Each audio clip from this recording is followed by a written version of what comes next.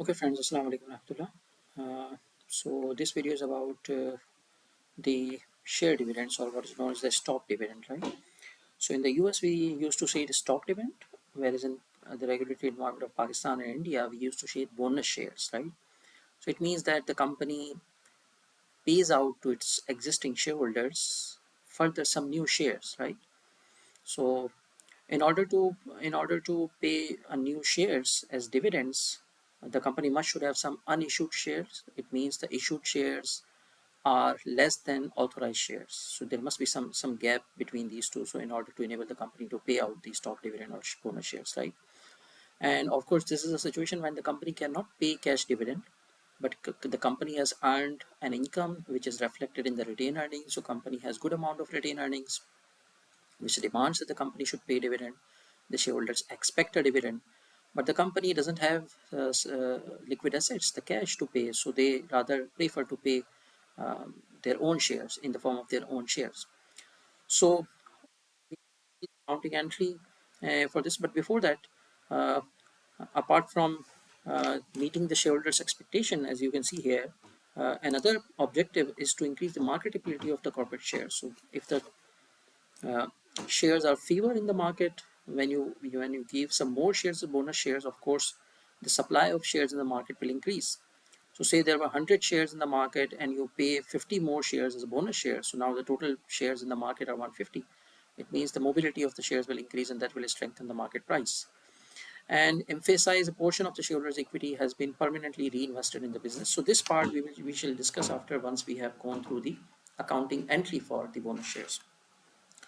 So let's see the accounting entry first, then we will come on to this small and large share dividend. So here is an entry, an example, a scenario.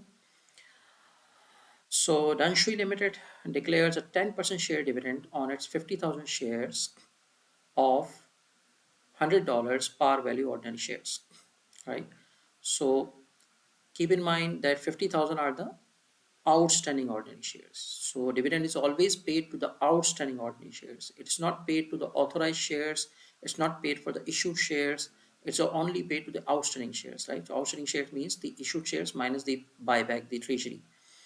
So 50,000 into 100 comes out to be almost 5 million, I think. So 5 million is total share capital.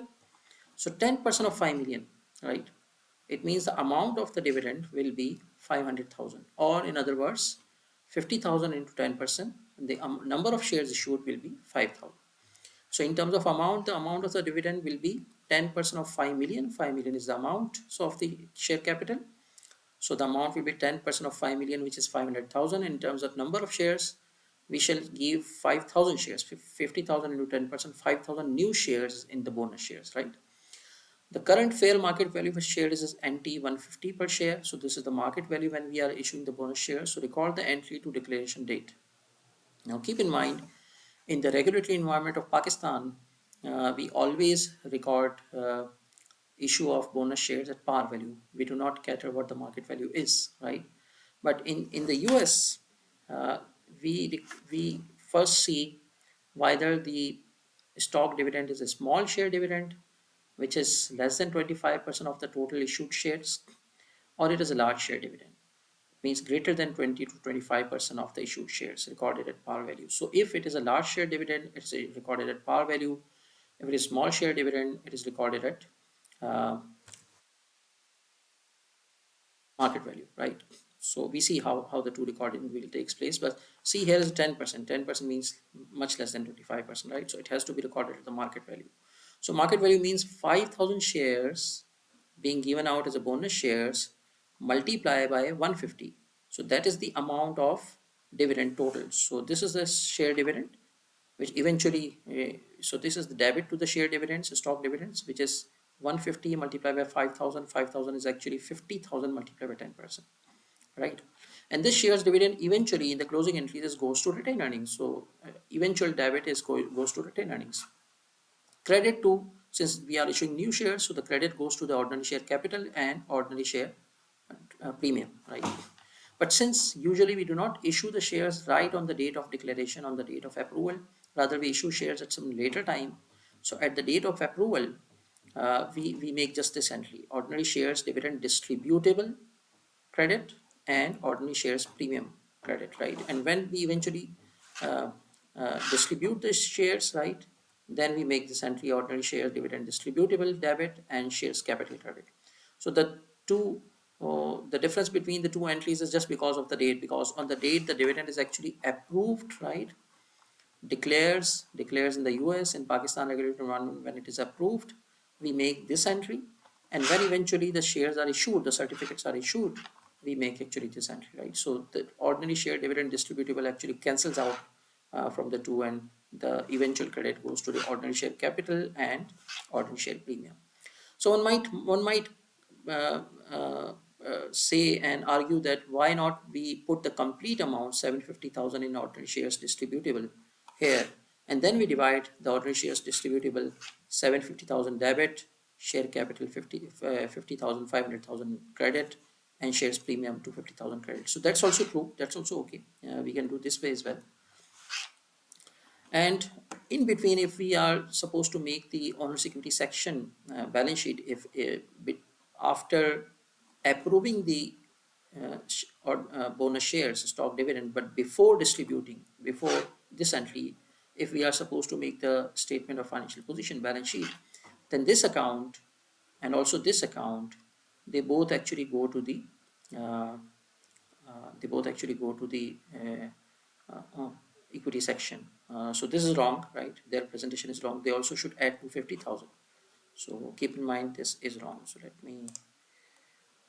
Okay, so this is wrong because we also have to plus the shares premium, right? So I do not have pen, so I'm just using my mouse for this purpose.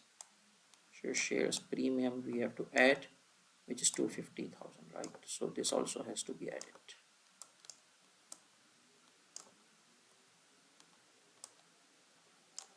Okay, so just getting it done.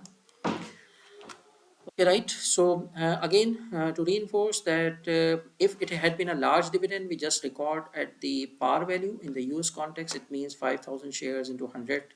So we just record 500,000, not the premium, number one. If it is not 10%, it is 20% or 30% or something like this, more than 20%. And in the context of Pakistan, even if it is 5%, even if it is 1%, right, we still just record the par value. We do not record the premium, so we do not take care of market value of shares into account. Now, what is the impact of shares dividend on the overall shareholders equity of the company?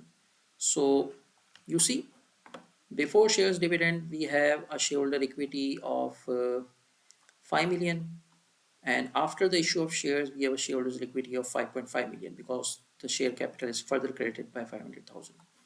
The shares premium has been credited by 250,000, so there's a net increase in the share capital of 750,000, the two credits taken together. But at the same time the retained earnings has decreased by 750,000, right?